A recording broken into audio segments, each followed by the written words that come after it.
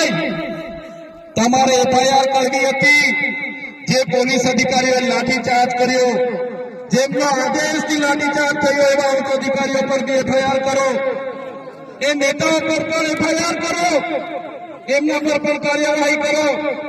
ભાજપના વન મંત્રી હમણાં જ નવા વનના મંત્રી બન્યા છે. એને હોસ્પિટલમાં પોલીસ અધિકારીઓને બધા સાથે મુલાકાતો લીધી. એમને એવું સ્ટેટમેન્ટ આપ્યું કે જે પણ લોકોએ જંગલી લોકો અમારા પોલીસ કર્મીઓ પર હુમલો કર્યો છે એમને છોડવામાં નહીં આવે.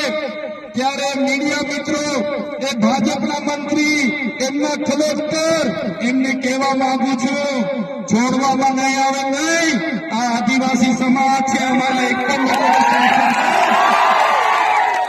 અમારા પાડલિયા ગામના એક પણ આગેવાનને ખોટી રીતે હેરાન કરશો તો અંબાજીથી ઉમરગામના, રાજસ્થાન અને મધ્યપ્રદેશના પણ હજારો આદિવાસીઓ અહીંયા આગળ ઉભા થઈ જશે.